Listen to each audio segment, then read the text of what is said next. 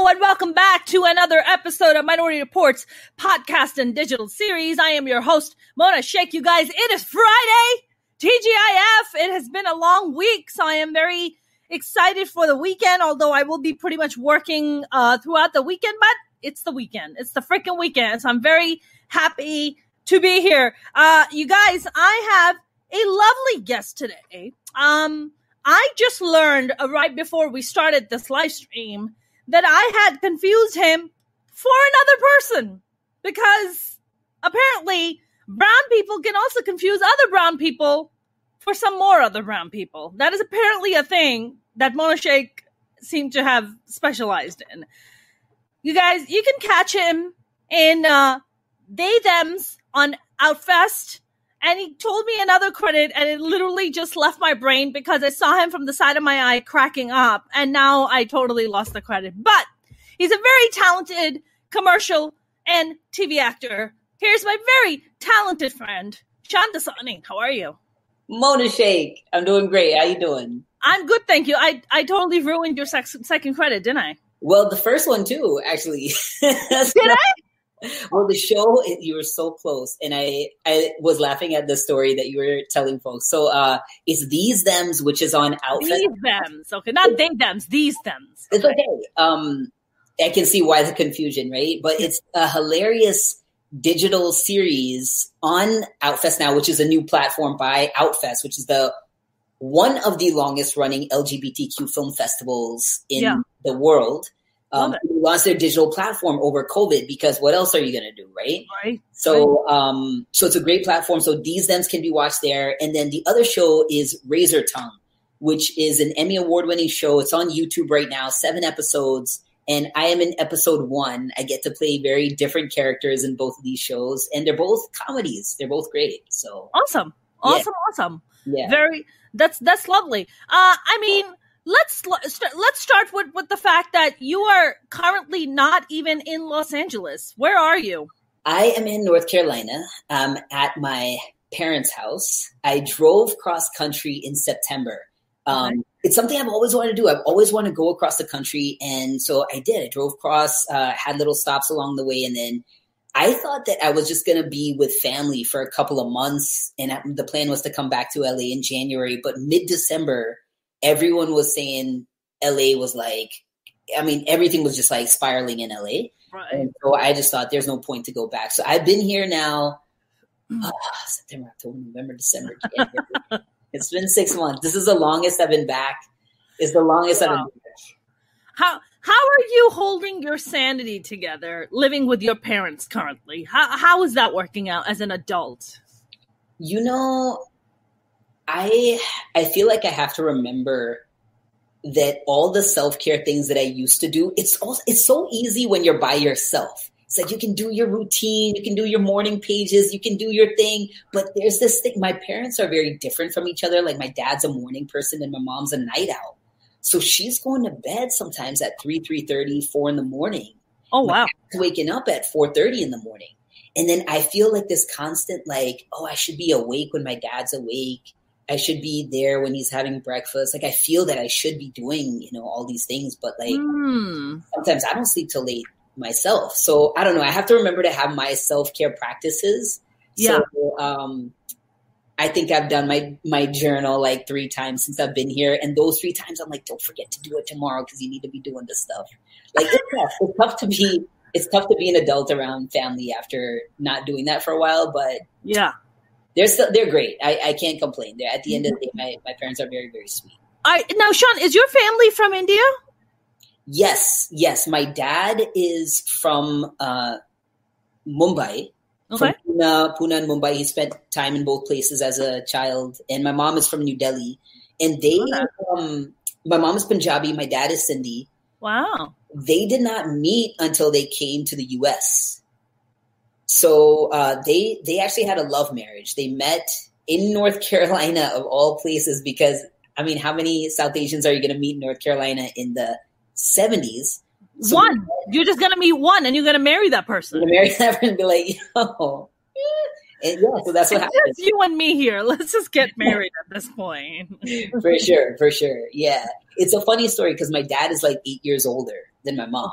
Okay. And he knew her uncle. And so when she first met him, she was introduced to him, and it wasn't like a arrangement or anything. It was just like a coincidence. Yeah. She met him as her uncle's friend. And so when she first met him, she called him uncle when she first met him. And he was like, don't call me that. Because for him, he felt like love at first sight. Oh. Our way of, Uncle, are you interested in marrying me? Yeah. No, that is adorable. Not at all interested because she was so young. She kind of she actually was interested in drama and the arts. Like she was an actor in India, like in high school. So that's a lot of what she did. And so I think I got that from her. Like I see a lot of the parallels. Yeah. So like my family, they've been supportive of my creative career. Right, because your mom wanted to be an artist. Well, yeah. I mean, what was your mom studying? Your dad was like a full-blown professional already in North Carolina? Is that how that kind of connection happened? Because your mom is 8 years younger. Yeah, well, like the Sindhi men at the time, a lot of them went into the same line of work, which was custom tailored suits. So my dad left India. He went to Hong Kong where he had like uncles who taught him how to be a custom suit, like, whoa, like how do you measure people? How do you take measurements? So this is crazy because I heard this story not too long ago. It dawned on me like just recently that my dad didn't have the internet when he was running this business. So I asked my dad recently, like, how did you find customers? How did you advertise? How did you do all that stuff? I felt like really silly asking these questions. He was like, look, in the 70s, he went to Hong Kong for like 2 years to train. He came to America and he had a suitcase full of fabrics and then another suitcase with like his stuff, right? So he would go to like different cities like Chicago, LA, New York, and all that. And he would go into a hotel and he would set up shop and he would put out these samples of fabric. And like the week before he got there, he would put an ad in the newspaper, such and such fashions coming to the Holiday Inn, custom tailored suits and all that stuff. And he would get all these like doctors and lawyers and like business folks to come and he would measure them. He'd send the measurements back to Hong Kong. They'd make the suits. It would take him 3 weeks. In the meantime, he would go to other cities, come back to that first city 3 weeks later, get the suit, and then deliver it to the client. And he was using the newspaper and the phone book. Wow. And his customers. It seems like, of course, that's what you would do. Those were brilliant, though. But that's it's so simple, but it's so brilliant. Yeah, for sure. Wow. And what used to like the technology that we have now that I was like, how could I not have put together that that's what he had done? But I never had to hustle in that way because I had like all these tools. You know what I mean? Yeah, dude, that's a brilliant hustle though. Like, right? International, like custom made suits, like, oh yeah, we're going to put your order in 3 weeks later. You're going to get your new, I mean, that's freaking brilliant. And what about your mom? Like, what did she go to school for? My mom. You said she was a theater major. She was a drama. She studied, she never like finished college. And actually my dad never went to college. So my mom was doing, in high school in India, she was like part of the drama program and she did plays and stuff. So she came to America when she was 17. She was quite young. So she was married by the time she was 18. Yeah. She had her firstborn at 19, which is my older sister. She had me at 20. And then a few years later, she had my younger sister. So she never like got a chance to pursue like in the career that she wanted to.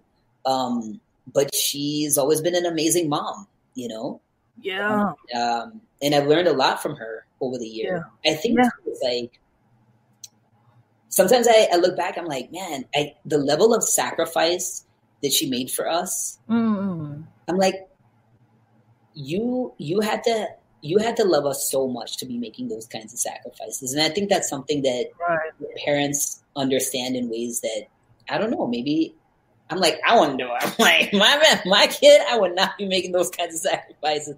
I don't have kids. So maybe that's guess who else doesn't have kids? This chick right here. Like honestly, Shaan, for me, it's just like, I think the older I get, the more it becomes about, do I want to pass on my fucked upness to somebody else. And I'm like, I'm not making an eyeball only to fuck it up. Like, I'm not doing that.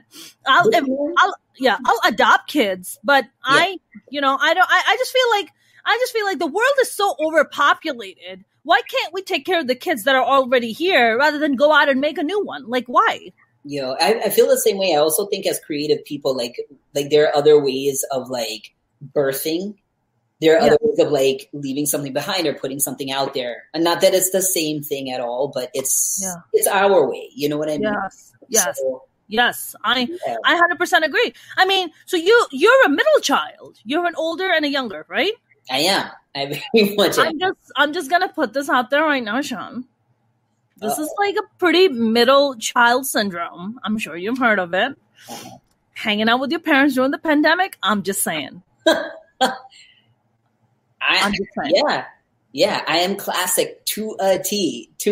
I am like always there. I'm the only one that's like in a creative field.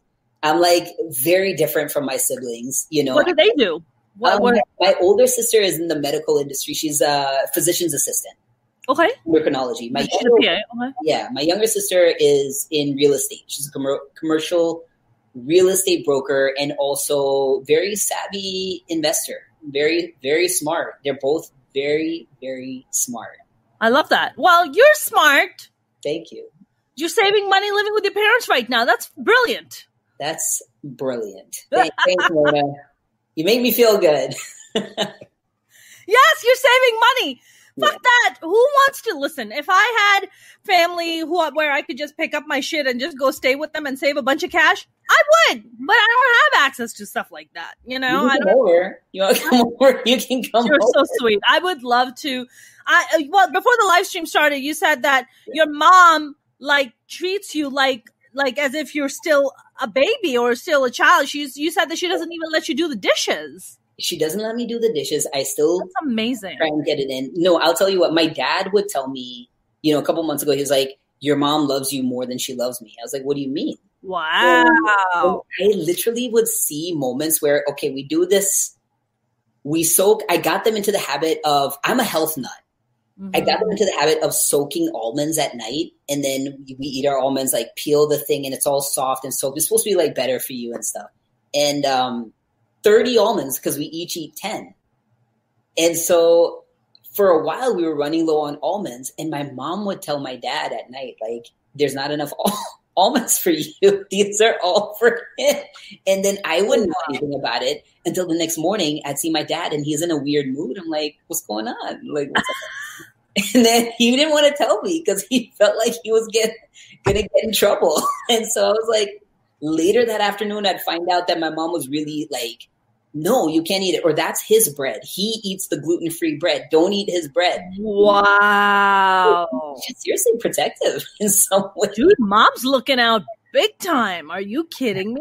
For sure, for sure. Your mom is like a giant cheerleader of yours. And like, she is. Plus like bodyguard and soldier. Like, that's amazing. Yeah, for sure, for sure. I don't know what I did in the last life to deserve so much protection. Oh, well, you're a lovely human being. Why wouldn't you deserve it? I wanted to actually ask you, did you, when you're born and raised in North Carolina, right? Yeah. Mm-hmm.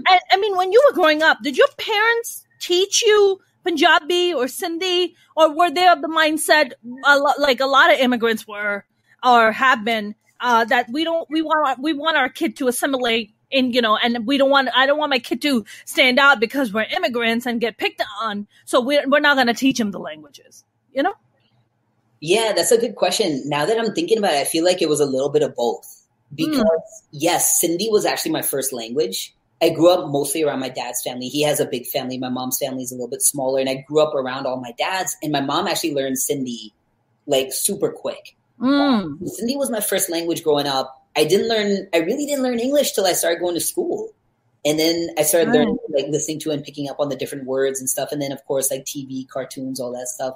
But I feel like there was this sense of we want our kids to blend in. Mm-hmm. I feel like we didn't talk a whole lot about my parents' history. And as a kid, I'm like, I don't know why I never asked them. Like, I didn't learn so many things about my parents until like well into adulthood. So I don't know why we didn't talk about like where were they during partition? Like what about like what was the 60s and 70s? Like we didn't talk about a lot of stuff. So I think they didn't want us to be so different. And North Carolina was such a like, especially Fayetteville, which is the town I grew up in, it was very like black and white. There weren't a whole lot of like South Asians when I was growing up. And so I think we all knew to kind of keep our head down and blend in, because I didn't want to have to explain, like, Mona, it wasn't even just being the brown thing. I was like, we were also vegetarian. And so like when I would tell my friends I'm vegetarian and then I would bring these like veggie hot dogs, I'm like, I didn't know how to explain to them what are veggie hot dogs when they look like real hot dogs. So I didn't want to have like conversations with people to explain things, you know what I mean? So I'm like, to like not have to explain myself. And then like gender identity stuff too, like there were so many other things to unpack that I didn't get there until later in life, you know? I mean, you just mentioned about the gender identity part, right?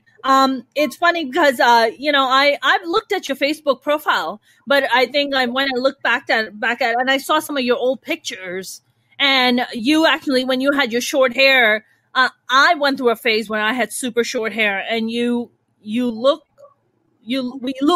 related when I saw your pictures, and I was like, oh my God, Shaan could like easily be my cousin. Like Shaan's pictures are so similar to mine.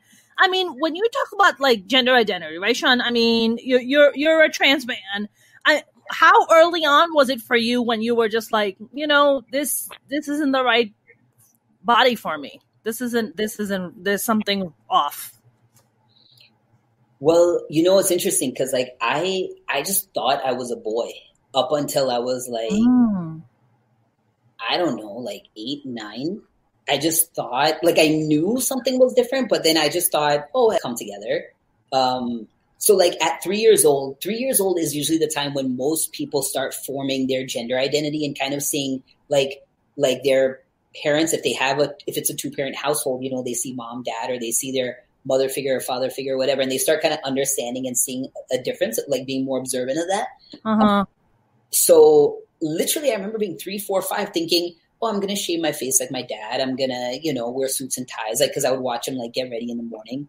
And it wasn't until like I remember at 10 years old, I could see like girls were starting to wear bras in school. And something up here was like, uh-oh, I hope you don't ever have to do that. And then, like, puberty was like, oh man, it was like terrible. Yeah. And that's when I thought, so I have 2 sisters. I have an older and a younger, but I also grew up around a lot of cousins. And so one of my cousins who was 3 years older, we were like best friends. And he was like my male kind of like who I wanted to be and who he was like my brother, I looked up to him. And then my older sister was a year older. And so I saw her and I could feel like the expectation was to be like her, like with aunties. Like I could see that people were expecting me to kind of be like her. And, but I just want to be like him, Yeah. I mean, do you still kind of consider him a role model for you, or that was just a kind of a childhood phase you were going through? So he passed away. He passed away when. Oh, I'm sorry. That's okay. I mean, I still feel his presence. I don't know. I'm sure his soul is where it's at, but I always remember him. Yeah.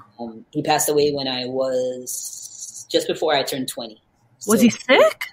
Yeah, he had kidney disease. Jeez. He had kidney disease for a lot of his younger life, but he wasn't diagnosed until he was a teenager. I learned a lot about dialysis. So he was 16, I was 13. And he had it, his body held it for like 6 years before, he was just tired. He was tired of dialysis treatments and kind of the back and forth. And he really didn't actually want to have a kidney transplant. From the research that he had done, he wasn't convinced that it was the way to go. Yeah. So he made a decision not to have a transplant. And so, at some point his body just couldn't give out. Yeah. Yeah, your body just gives up. I have a good friend of mine. She, it's interesting. When I met her in doing Groundlings. She was doing improv. She is actually a big time executive at Netflix now, believe it or not. But when I met her, she was just doing improv, and she was like climbing her way up, to becoming the executive. And I remember meeting her, and she's just a lovely, kind, gracious human being.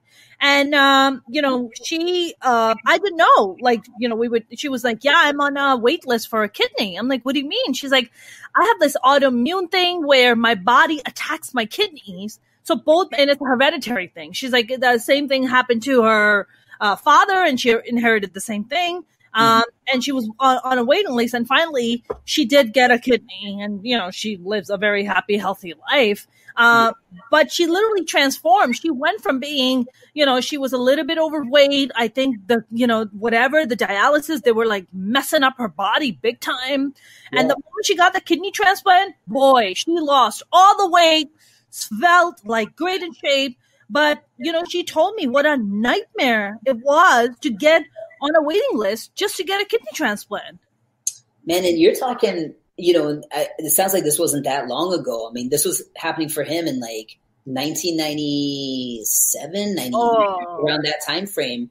And in North Carolina, in rural North Carolina. So first of all, I do want to say, like, sometimes I think when you're in a smaller city, when there aren't a whole lot of other ways to imagine your life. Yeah.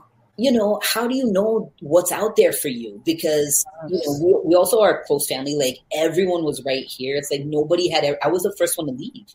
I was the first one to say, hey, I want to go to film school. I want to see something different. Because I couldn't imagine myself dying in North Carolina. Mm-hmm. I couldn't see a future in North Carolina. And it's everything's changed. A lot of things have changed here. And, well, Shaan, you don't have to worry about dying in North Carolina because LA has a giant fucking pandemic. And it's how's that over there? And it's killing people left and right. So don't worry, LA's got a pandemic. Don't you worry, Shaan. Very comforting, Mona. Listen, I'm living in the epicenter right now. All good, baby. For sure. All freaking good. Shaan, when you wanted to become an artist, I mean, were your parents kind of traditional to be like, we want you to become a doctor or a lawyer or whatever, or they were just kind of cool, supportive parents? I mean, I think like any parent, like they want to see their kids stable. They want to see their kid like able to stand on their own, take care of themselves. So I think they just wanted to know that I'd be safe and stable. But I remember when I was telling them I'm going to go to film school, because that's what I did first. I moved out to the West Coast for film production because at the time I hadn't transitioned. At the time, I didn't know that I could transition or there was a such thing as being able to physically transition. I had no idea.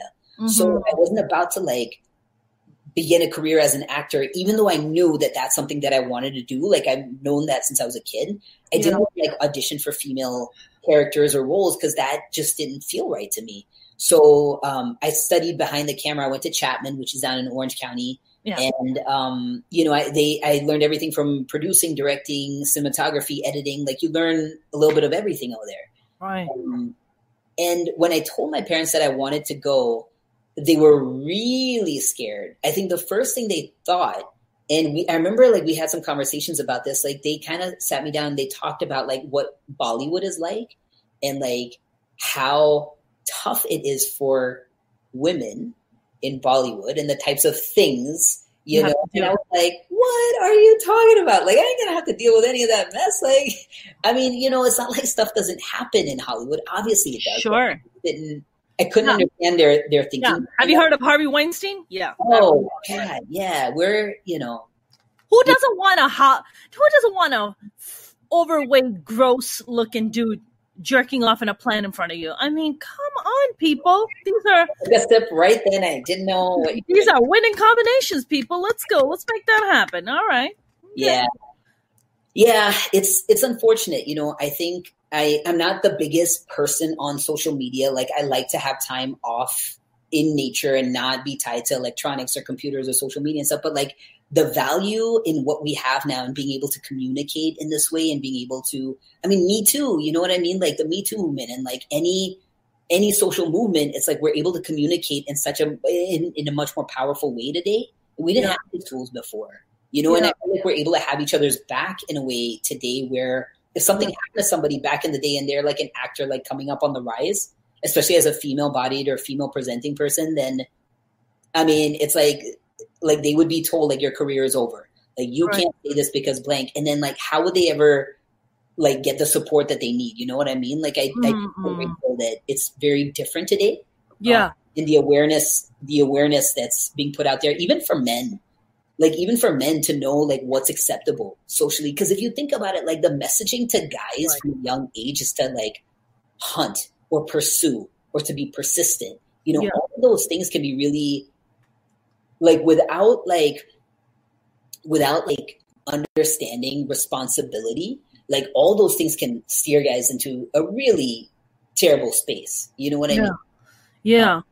Yeah, absolutely. I mean, I feel like, look, I think globally, look, we come from a culture that's a highly patriarchal and a very toxic culture when it comes to those kind of things. Like the misogyny is rampant. Not that misogyny isn't rampant in America, in the Western cultures, but not as much, perhaps. You know, I mean, as a woman who grew up in Pakistan, I assure you that, you know, just the kind of shit that I've witnessed and experienced. I mean, you know, you share that stuff with people and they're like, what the fuck? Like, what kind of fucked up shit have you seen? Like, you know, I mean, for me, I don't know. I mean, did you as a kid go back to Mumbai a lot or to New Delhi? And was that? We went a few times. We went to India, like at least, I don't know, 5 or 6 times. So not like many times, but each time I went, I was like, I could feel the difference. Like I could absolutely feel the difference, especially as someone initially read and presenting maybe female,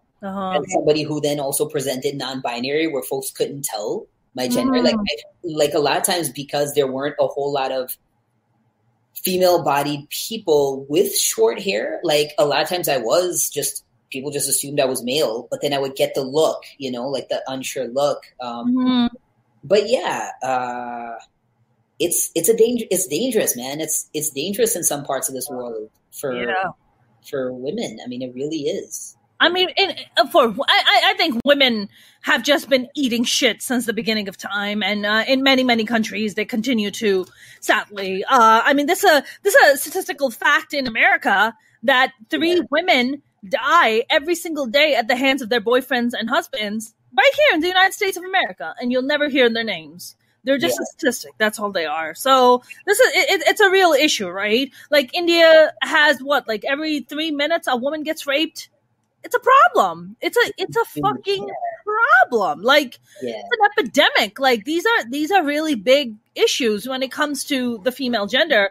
But I mean, for you, Shaan, I'm really curious to know, like, that process of you going through that. Like, were your parents like sitting you down and trying to talk to you and being like, hey, or your mom saying, hey, why aren't you being more girly? Or, you know, why don't you do that? My mom would push that shit on me, and it would fucking drive me absolutely nuts because I was a tomboy. I grew up with 4 older brothers. I mean, I didn't want to be a girly girl. Why should I? I don't have sisters. I don't have girly girls. I'm a tomboy. I want to dress up like my brothers. My mom always tells me these stories that she would dress me up in like these nice dresses.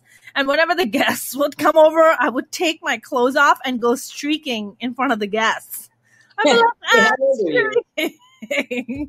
How old were you? 5, 6 years.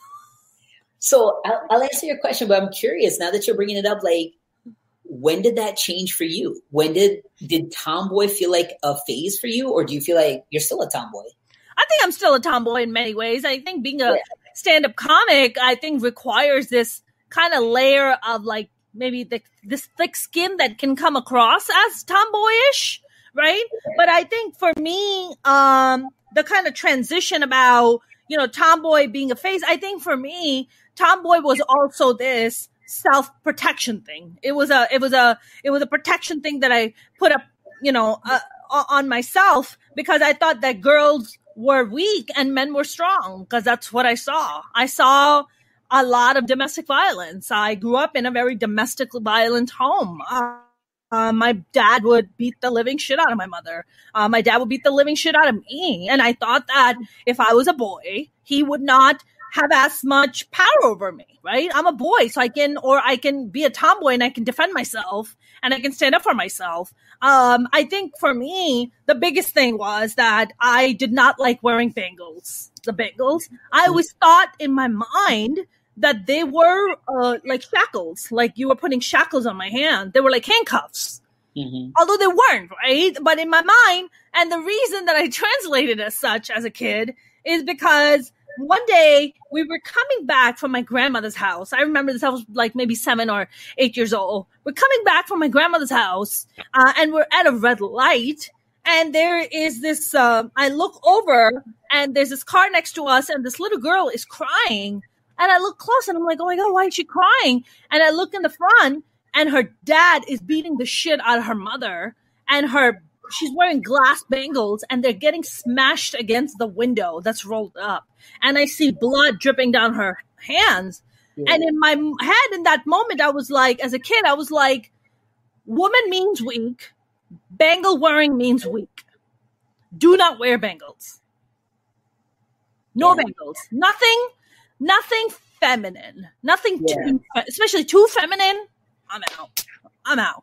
No lips. I mean, I was like, I look at my pictures and I can't even recognize myself because I've just grown so much as a person and just come together as a woman that likes to put on makeup and get her nails done and get her massages and get her fix her hair.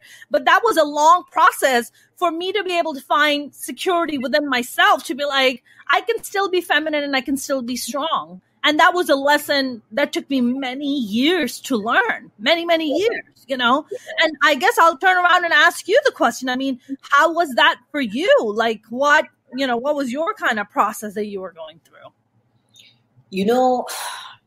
Yeah, it's interesting because I don't know that I didn't have that. I had a very, very, very different experience. So first of all, before I launch into that, like, thank you for sharing that because I realized like how much that is to process also as a young person. We're a kid.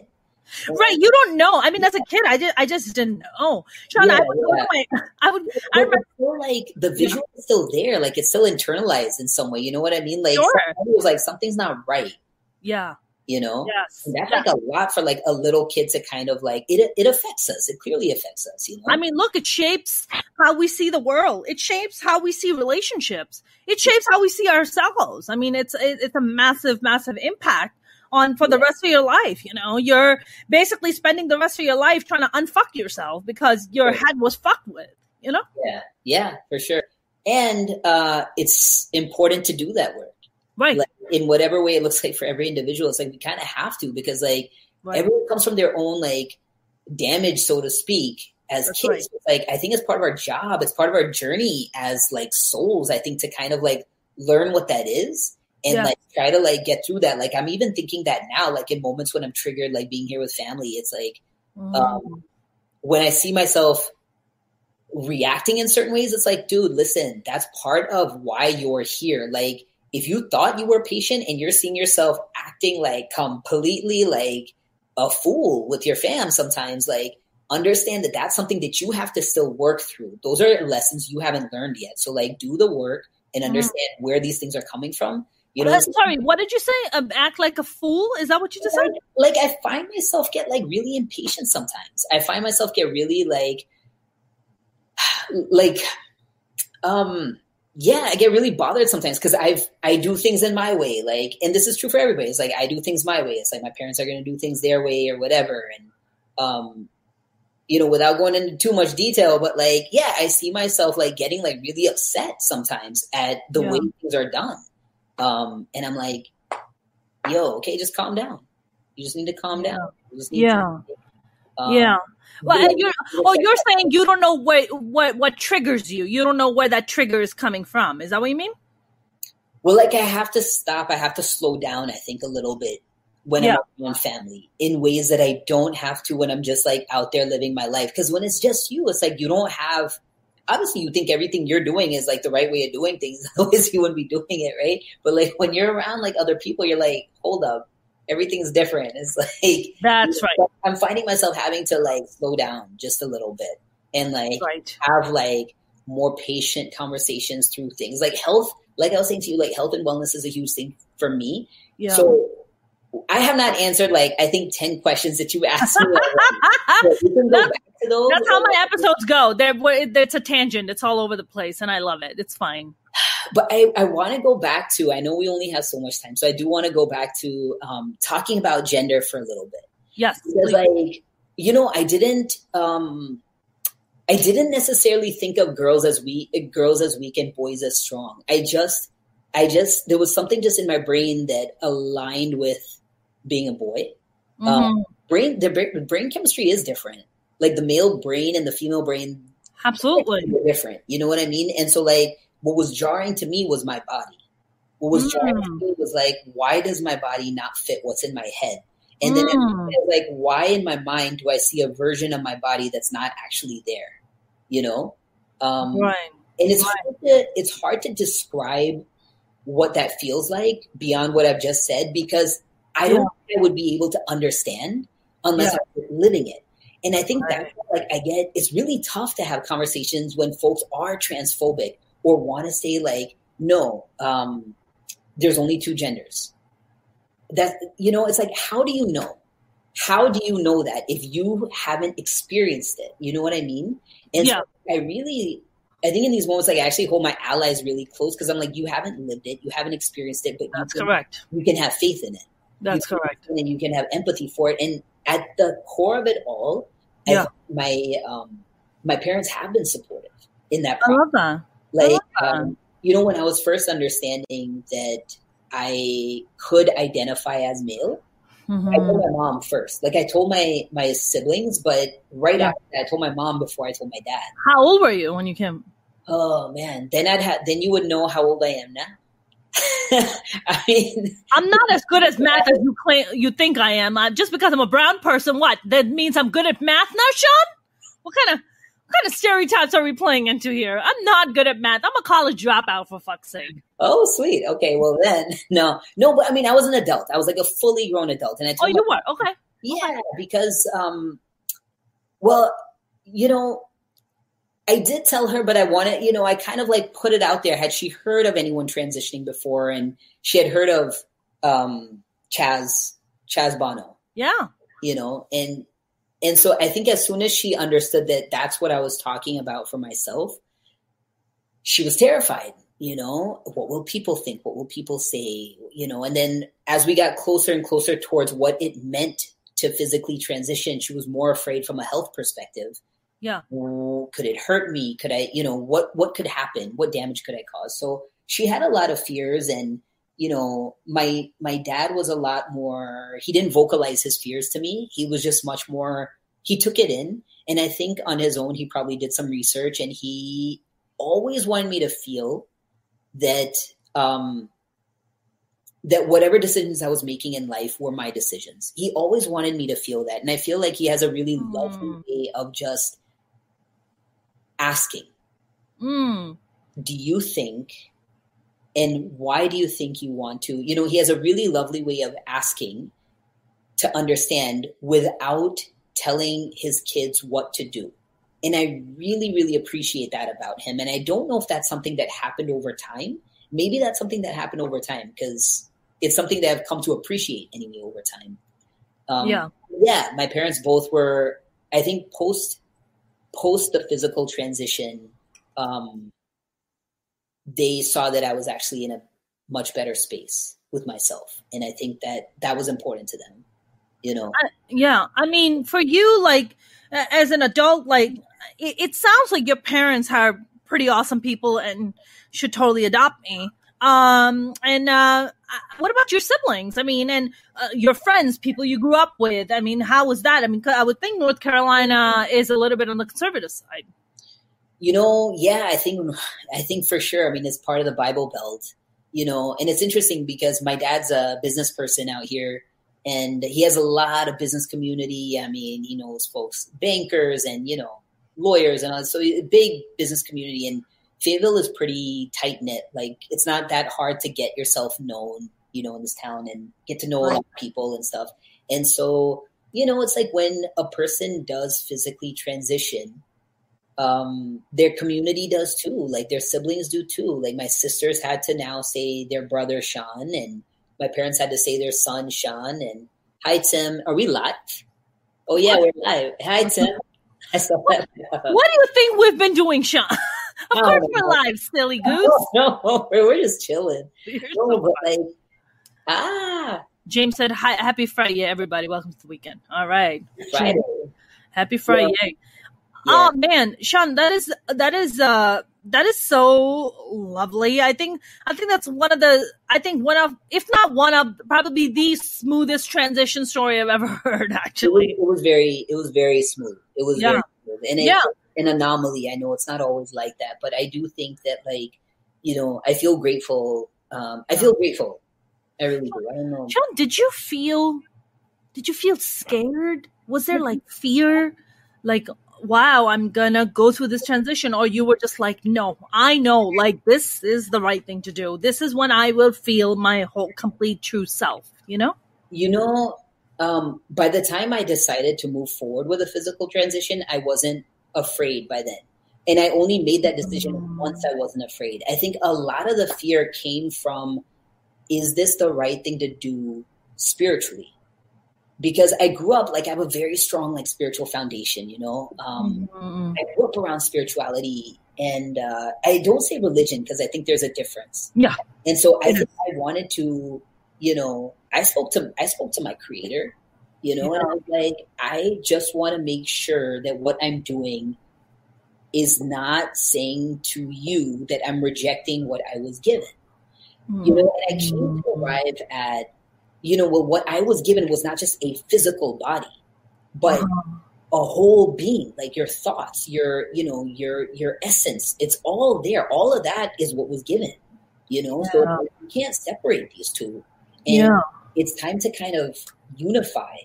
Yeah. And I felt like that was the most spiritual thing I could do, was like align myself, you know what I mean? Because think about it, Mona. It's like, how can a person, like, do anything in life when you're so, like, when you're going through so much, like, inner turmoil?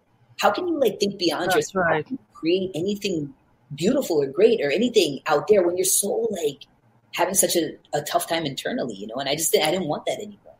Now you know how I've been feeling my entire life, Shaan. Yeah. I mean, look, people go through it in different ways. Like, I think everyone has their own journey, but I do think that's the work.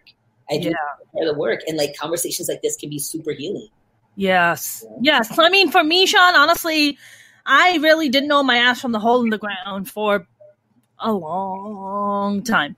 I would say probably till I hit my late 20s. I really just didn't know. Because I'd never been to therapy. I had never really worked out my issues. So they were all just piling on. You know, I was in a relationship. I was married for 9.5 years.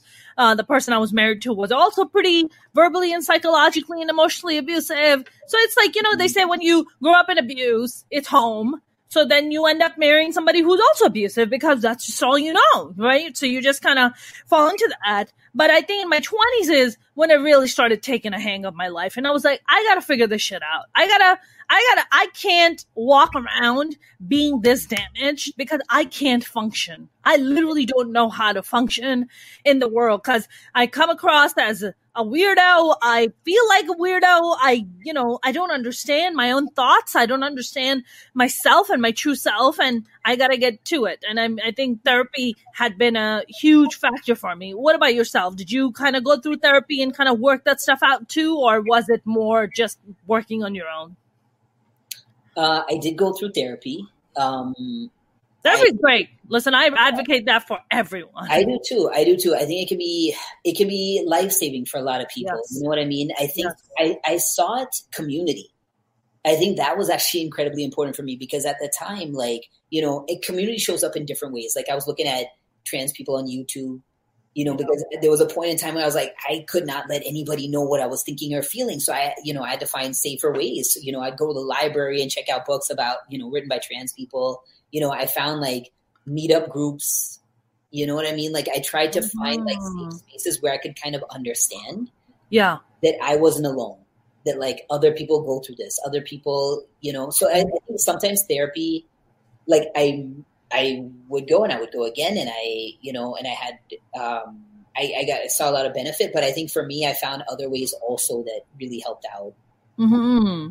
I think it sounds to me like, you grew up in a pretty healthy environment. So I think your biggest kind of challenge, I would say, in a way, was just kind of, I think, I feel, and please correct me if I'm wrong, was it so much even about accepting yourself and going through that journey? Or was it so much about, worrying about or being concerned about what your parents or your siblings would feel or say?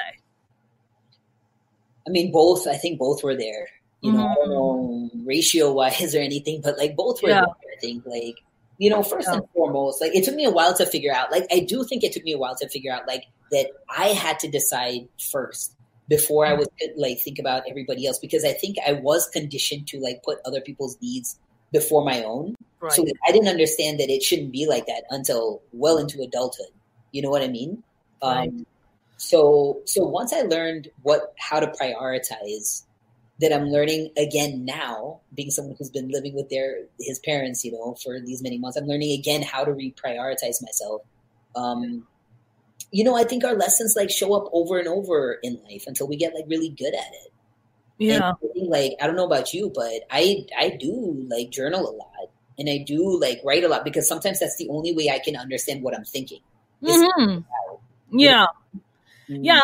I mean, for me, I really started writing things a lot out when my father died. I think that was the big kind of a breakthrough for me, because I also made peace with a part of myself where I was like, oh my God, my father's gone. I don't need to be in this fucked up abusive relationship that I'm in. I can just move on. I can live my life the way I want to. And that was a big kind of a breakthrough for me. And, I mean, when my father died is when my insomnia started to kick in. So I think my mind would be racing so much that I would have to wake up in the middle of the night and just write my thoughts out. And my mind would not shut off until I would just write all my thoughts out. So that was, I guess, my form of started journaling, When did you get into comedy though? Because I feel like, do you feel like comedy has been a part of that therapeutic journey for you as well? Yeah, I mean, comedy has been an absolute lifesaver for me. I think if I didn't become a stand-up comic, I think I would have been in deep trouble.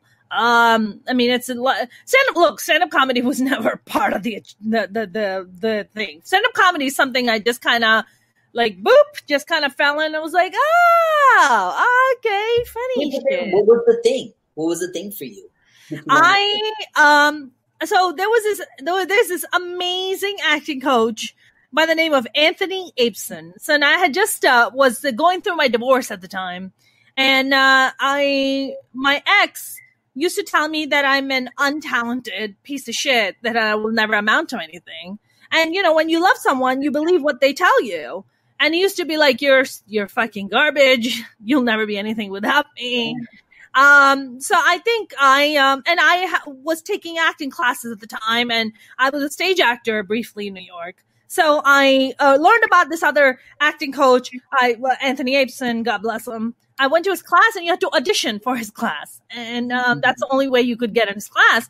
And I remember going to do an audition, and I remember very specifically telling him this. And I was like, Anthony, if I'm like untalented and I don't have it, just let me know. Like, it's fine. I'll just do something else. I'll figure something else out. But just don't lie to me. Just tell me that I suck, I'm untalented, and then I won't pursue this. And he was like, I'll be the judge of that. And I started doing this monologue, and then like mid monologue, he just stopped me, and he was like, can I ask you something? I was like, yeah. He's like, who the fuck told you you're untalented? And I was like, oh, my ex-husband used to say that I'm untalented and I shouldn't really pursue this. Yeah. And he was like, he's like, first of all, what are you doing tonight? I have my class tonight, so you should come to my class. And he goes, second, can you call him after this class and tell him to go fuck himself? And that's what Anthony Apson said. I was like, oh, damn, Anthony coming through right now. Big time coming through. His class changed me, Shaan. Yeah. His class was the universe sending me like a lifeline, like literally. Yeah. I would go to his class, and I didn't know you had so much fun doing acting. I didn't know that was a thing. Yeah. I would have so much fun, and he made me feel so open and so free in his classes that I would say a lot of like funny, crazy shit. And one day he pulled me aside. Okay, I remember this one specific actor, and he was talking about he had gotten booked for a hand job, not for advertising his hands. Okay, I got what you're saying. You know what I'm saying? Like those hands, very different kind of a hand job. Yes. And I was like, wow. I was like, oh, you're gonna make so much money with your hand jobs. And the whole class fucking erupted in laughter. And Anthony pulled me aside after the class, and he was like, you're very funny, right? And I was like, me? He's like, yeah, you're very fucking funny. And I was like, oh, I don't think I'm funny. I just want to be a dramatic actress. He's like, oh, you can still be a dramatic actress, but you're very funny. He said, have you ever considered doing comedy? And I was like, I can't do comedy. Like, I didn't have that kind of confidence in myself. So I was like, no. And then I was briefly working at Morgan Stanley. And there was this girl who worked in a separate department. Yeah, I'm a former finance girl. That's what I used to work on the trading floor in New York City. Yeah. I don't know that I knew this about you, but that makes so much sense. Yeah, it does. What about that makes sense to you, Shaan? I don't know. When you said it, I was like, I see it. I see you like ringing the bell and mess, whatever they do out there. Get to it, motherfuckers! Let's go. That's it. I mean, listen, I was one of the only 4 women that worked on that trading floor. I mean, it was fucking doggy dog. Like, guys were brutal. Like, they were fucking mad aggressive. What do they do? Because this is such a different way. Like watches the stocks. Steal your money, Shaan. That's what these workers do. No, what are you doing on the floor? Are you just looking at ticker symbols and yelling like Apple 132, Apple 131, Apple 133? What are you doing? No, so you're thinking more like Wall Street, like downtown. I'm talking about on the trading floor, working for Citibank. So I worked for Citibank on the trading floor. We were on the buy side, not the sell side. The sell side's a lot more aggressive than the buy side. Okay. But buy side is aggressive too, don't get me wrong. And I started working as an assistant. And then did so well, my boss promoted me and wanted me to become an analyst. So I did. Dang, Mona. You just said earlier you don't know math. You just said it earlier. and why do you think I don't pursue that fucking career? Well, you got promoted. I don't know. I was like, yo, let me make that money and let me get the fuck out. That's what I did. Maybe there's like a corporate comedy gig back at Citibank. Listen, corporate gigs pay a lot of money. Let me tell you, Shaan, you make a lot of money doing corporate gigs. Veer Das, who's the biggest Indian comedian. I don't know if you've heard of him and who he is. Veer gets paid for corporate gigs. I shit you not. For about 30 minutes, he gets paid about upwards of $32,000 US. Yeah, that's how much money he makes. He's and besides that, Veer totally deserves it. He's a lovely human being. On top of it, he's great. He's a great dude too, But Shaan, I know we have limited time, so I'm gonna try to get more to your work. Sure. I mean, you have your hands in a lot of things. You're also a producer. You're also an actor. How long did you start pursuing acting? I got into acting. I had just done 2014. I had just directed a series of videos for a dance app, the Learn Bhangra app. So it's I think now there must be like a couple of apps on the app stores, whatever, that teach you how to do Bhangra. But this was the first one. Did you say punk rap? Is that what you said? Bhangra. Okay. Yeah. And so so I directed a series of dance videos, and I was sitting with my editor, and who was also a musician and actor and photographer and everything, jack of all trades, really, really good at everything. And I was telling him, hey, man, I want to get into acting. And he had known me for a long time, and he had said, you've been saying this for many years. And this was the first time I think I had said it, and I had already started on my transition journey. I was already on testosterone. I had like little peach fuzz coming out and stuff like that. And so he said, look, tomorrow I'm going to show you how to get on Actors Access, which I know you know about, and we're going to take your headshots, bring a couple outfits, and I'm going to post you for some gigs. I was like, okay, cool. So he showed me how to do that. And literally in a week, I booked my first gig, which was that, by the way, the two people they saw for that role was me and D-Lo. which is the person that you confused me for when we first. I did. This is what happens. Sometimes brown people confuse other brown people. That's a thing, apparently. What's funny is like, so me and Deal, it was like off of Santa Monica Boulevard. It was like one of the theaters on Theater Row in LA. So me and Deal were over there. Yeah. Dilo goes into the audition first, and then he comes out and he was like, "You got that role." I was like, "What do you mean?" He was like, "I can't do it." He was like, "I'm not in town when they're doing this." Ah, fuck, dude. And what was the role? It was through the Young Playwrights Festival. So the Young Playwrights Festival happens every summer, every June in LA. And a wonderful theater company called the Blank Theater puts it on, and they have a series of plays that they do at Stella. They hold it at Stella Adler Theater off of Hollywood Boulevard. And so anyway, the show was called The Not Lesbians. And it was a short play about a trans guy meeting his ex-girlfriend for the first time since his transition. And they get together for dinner. And so because I had now transitioned, I was no longer a lesbian. And because she still had feelings for me, she couldn't quite identify as a lesbian either, because now I'm male identified. So the play was called The Not Lesbians. And it was written by a really, really smart 18-year-old at the 18, Travis Emil. And so really sweet play. And so anyway, so that's where I started. I started off in theater. Theater and it pays nothing. And I realized, I was like, if you don't do something else, you're going to actually lose money doing this work. So I started training for commercials, ended up getting a commercial agent, and then made the transition into like film and TV stuff after that.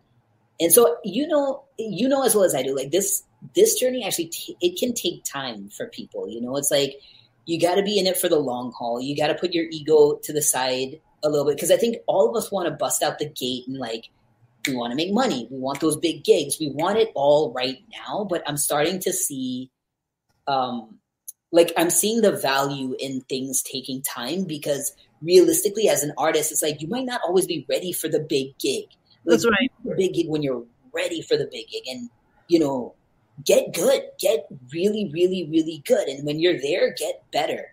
You know what I mean? Like, keep training. Training is something that I know that I'm always going to do, you know? Right. Right. I mean, it's like, when does a diamond become a diamond? When it's under pressure. It's not, before that, it's just a coal. It's just a piece of coal. For sure. It becomes a diamond when it's under pressure. And I'm not saying that you have to like torture yourself or get tortured, but there's a grind. There's a grind and a hustle to acting. There's a grind and a hustle to stand-up comedy. There's a grind and a hustle to becoming a producer, director. Entertainment is a fucking grind. I think, you know, a lot of times, Shaan, what happens is, you know, I get this a lot, and I'm sure you get it too, where people are like, oh my God, okay, I'm not going to name any names, but I recently had a fellow Desi woman reach out to me. She follows my work. She's, you know, she wants to become a manager. She's not in the business at all. She does more stuff within the Desi community, right? Within the South Asian community. And I landed my first ABC role, right? My primetime role. And she messaged me. Yeah, the rookie, right? I saw that. Yeah. Congratulations. Thank you. Yeah. And she messages me, and this is what she asked me. She was like, how did you get there? I was like, how did I get where? She's like, how did you get there to getting the role on ABC? And I was like, years of fucking hard work, working on my craft, eating shit, heartbreak, tears, blood, sweat, you name it. It's in there. That's how I got here. And I think a lot of people just look at that and they're like, she just got lucky. See, she just got lucky, or that he just got lucky. See, he just got that. I mean, you don't really have to work for it, because people only see your success. People don't see the scars. They don't see the wounds. They don't see the sleepless nights. They don't see, the multiple jobs you had to fucking do to support yourself because you don't have a support system. Like, people don't see that. Is that something that you also experience or have witnessed? I mean, yeah, I think people do assume, like, people on the outside do assume it's so, they don't see how hard it is. It's not sexy. Making it is not sexy. It is the farthest thing from fun. Look, I think you really only get to act maybe like 10% of the time if you're lucky. That's correct. The time is like hustle or working on just being better or like networking or whatever it is. It's like we're doing so many other things. But I will say this. The one thing that I think is important for folks, that I tell myself too is like, take care of yourself. Like, I don't care what it is, however demanding you're feeling, if you're off, if something's not feeling right, if you're so stressed that it's like bottling up in here, you need to walk away for a second. Like, go get fresh air, take a walk, do whatever you got to do. But like, don't let that pressure, like you talked about the pressure, like don't let that pressure become so all consuming that you're not enjoying your life. Like you have to step back and you're like, do I like being alive right now? Do I like being me right now? If the answer is no, then I think it's important not to necessarily like completely change course, but to do something differently. You know what I mean? It's like, how just like really like what I'm doing and like myself. Yeah. Have you experienced those moments? Yeah. All the time. Do you also go through this while you're like, you quit in your brain? You're like, that's it. Fuck this. Fuck this. I am out. You know how many times I've quit comedy? I go through that less now. I do go through that less now because I do feel, I feel more calm now. As a person, I feel more calm now. And so I think I also understand it's a matter of time. Don't stop. Like I see that I have it. Not to sound egotistical or anything, but I think it's important to be honest with ourselves. Like, look, do we have it or do we not have it? If we don't have it, what do we need to get it? And when I say it, I mean the thing. You know what I mean? And that sauce, that juice, do we have it? You know what I'm saying? Is it there? What kind of sauce are we talking? Marinara? What kind of sauce? Are we talking chutney? All the sauce. Hot sauce? What kind of sauce? Listen, Szechuan? Let's put the chutney in there. The chutney, the red chili? What are we looking at? What kind of sauce? Like the sweet chili sauce. I think it's the sweet chili sauce. Ultimately, for me, that's what it is because that's got sweet chili. I can see that. I can totally see the sweet chili in you. Yeah. Yeah. Thank you. That's a compliment. Yeah. Absolutely. You know what I'm saying? Like, I think because I know that it's there, I'm not giving up. Like, I'm not stopping. It's like, keep going, just get better, keep getting better. And do it quickly. Do it quickly, but like, don't be so hard that it becomes this like inner war. It's not worth it at that point. You know what I mean? Yeah, because you're like, it's almost like you're running yourself into the ground trying to achieve a goal, but you're miserable the entire time. So it's like, what's the point? Yeah. I think it's taken me a long time to really accept, it's like you hear things which kind of end up becoming a little cliche. It's not about the destination. It's about the journey. It's not about the destination. It's about the journey. And I would hear it and I'm like, yeah. Where's my fucking prize? How do I get to the next level? How do I get to the next thing? And I think more and more now I'm just like, you know what? I work hard. I'm going to take the weekend. I'm going to drive off, go to the beach, have nice lunch with a friend or have nice dinner, hang out, watch a nice movie, take a walk with my dog. It's taken me a long time to get here to actually just enjoy that. You know what? I'm going to share something with you. I met somebody years ago. Yeah. I don't even remember who it was. It must have been just this one conversation I had with this dude who had said to me that what he does, he was an older, maybe a friend of my dad's or something. I don't remember. But like he said to me, what I do at the beginning of every year, I plan all my vacations that year. And then I plan my work. And I was like, I really love that. I love the prioritization of like your own joy and then everything else after that. Did he have a family or was he single? I don't remember even who it was who said that, to be honest with you. But I was like, I never forgot what he said. Yeah. I didn't forget who he was. I'm like, who was that guy? I don't remember. But he sounds single. He sounds single as fuck, Shaan. That's what he sounds like. He was. I don't know, but I feel like that's brilliant. Yeah, it is. I've never heard something like that. Yeah, it feels like, and vacation doesn't have to be always like, oh, I'm going to go off to like some exotic, or it can be like simple things we do for ourselves, like a road trip a month or something like that. That's correct. That's correct. That's what I do. For me, getting away for the weekend or just even one day to Santa Barbara does wonders for my brain. Wonders. For sure. And knowing that that's coming up is also kind of a big thing, That's right. That's right. What do you make a lot of road trips when you're in LA? What's your thing? Yeah, I like to get to the beach, even staying local, like sometimes. But yeah, I like to get away or go for a nice hike or something. I think we have the benefit of like our hikes at our beach. Like I think we're all LA folks like to do those things. So I'm into it. I don't hike though. I don't really hike much. I have a lower back issue, so I don't really hike much, but I would love to. For sure. Yeah. I think the getaways and the self-care is super important, and then come back and do your thing, Right. Yeah. Shaan, I know I want to be mindful of time. I know it's a little over an hour, so we're going to start wrapping up. What kind of projects are you working on now? Like, I know you're in North Carolina, but what kind of projects, are in the works for you? Well, I've been lucky that I've been able to manage auditions from here. Mostly everything's via self-tape. So like if something comes through, great. I'm getting to write season 2 of These Thems. So I'm working with the show creator, Gretchen Wilder, as well as one of our other talented cast members, T.L. Thompson. And the 3 of us are writing season 2. It's 80-90% there. It's in really good shape. I'm really proud of it. It's a comedy, and season 2 is looking really great with a lot of heart as well. Yeah. There's a series I've been putting together with a couple of friends, some creative collaborators, an anthology series that I can't say a whole lot about. Okay. I've been, that's in the works. And then there's a couple other shows I'm putting the pitch decks together and developing. So hopefully those are getting out there. But I think part of this work is to continue, not just like as an actor, like speaking other people's words, but also like putting out what you want to put out, like put out art that you want to put out as well. So continue to develop that. Yeah, absolutely. Shaan, I did want to share it with the world how you and I met. You and I met at Artists Rise Up LA, which also goes by Arula.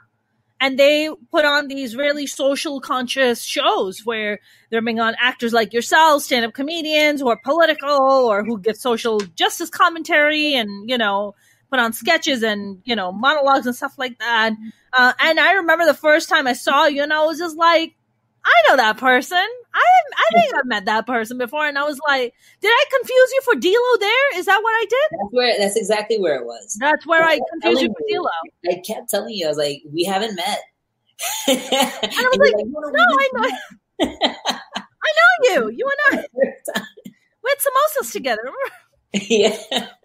Well, since we talked about D-Lo a couple times, I do want to say, he is such a sweet D-Lo is the fucking such a wise, sweet, funny, amazing human being. Like I met D-Lo. Listen, I gotta tell you, I met D-Lo in 2005.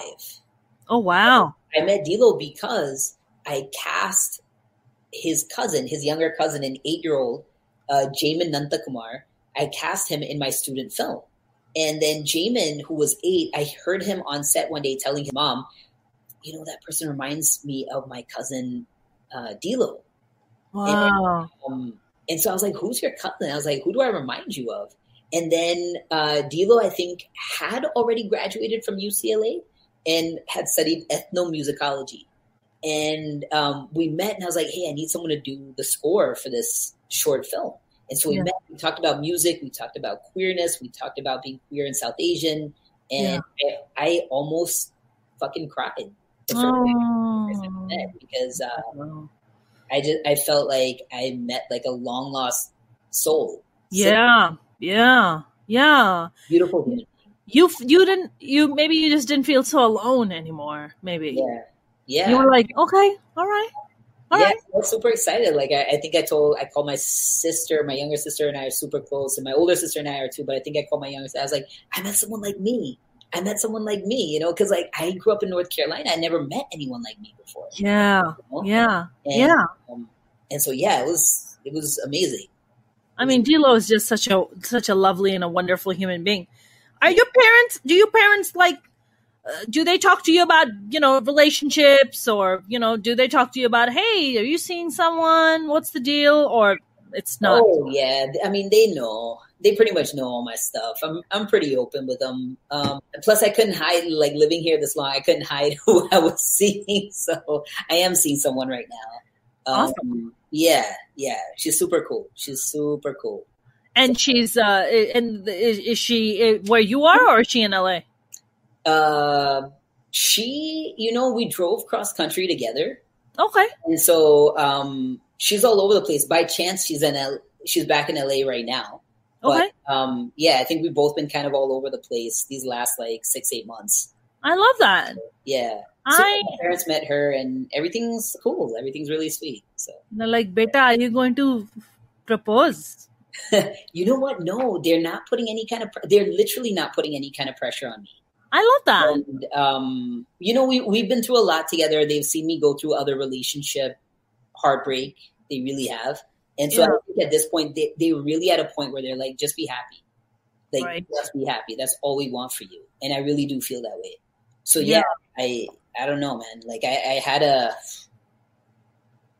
I don't know. I did some nice things in my previous births, I guess. I feel really blessed. You have a lot of really lovely karma. Honestly, maybe you probably did do a lot of lovely things in your past, but I think your current self is so also wonderful. So I'm not shocked to see all these wonderful things come your way. Listen, I think you're quite lovely yourself. I really enjoyed the conversation with you. I think we always have a good time when we talk. We always have a great conversation, you and I, Shaan. We always bond. We always connect. I mean, I'm sure a lot of artists are feeling that way. Are you missing and kind of itching to just get back up on stage and perform and do all these things? I want to be on set. Like, I miss being on set.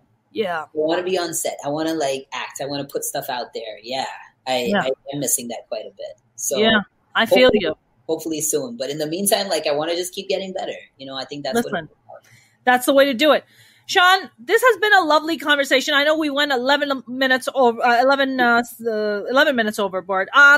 Do you like people to follow you on your Instagram or social media? Sure. Where can they follow you? Instagram would be best. Twitter, I have a Twitter. I really don't use it a whole lot. Facebook is, whatever. But Instagram is at Shaan Dasani. Okay. Nice and easy. Nice and easy. Nice and easy. Shaan, this was such a lovely conversation. Thank you so much. Hey, thanks for having me on, Mona. All right, my friend. I love you. Take care. I'll see you soon. Take care. Bye-bye.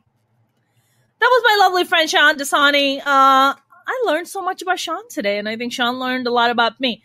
You guys, I'm so excited for the weekend. I hope you guys have some lovely things lined up for the weekend. If you have not followed me on my YouTube channel, please do. It would really mean the world to me. I'm trying to get up to 1,000 subscribers. Okay. I'm at like 805 or something like that. So if you guys can go to youtube.com/Mona Sheikh comedian. And I'm also on TikTok trying to put out some fun videos. I'm also on Facebook. You can follow me there. And also I'm on Instagram and Twitter at Mona's Comedy. I know some of my fans on Facebook really respond a lot to my my sexy photos sometimes, but I try to keep that shit on the DL. You guys have a great weekend. I love you. Stay safe out there. Please put the damn mask on. Good night.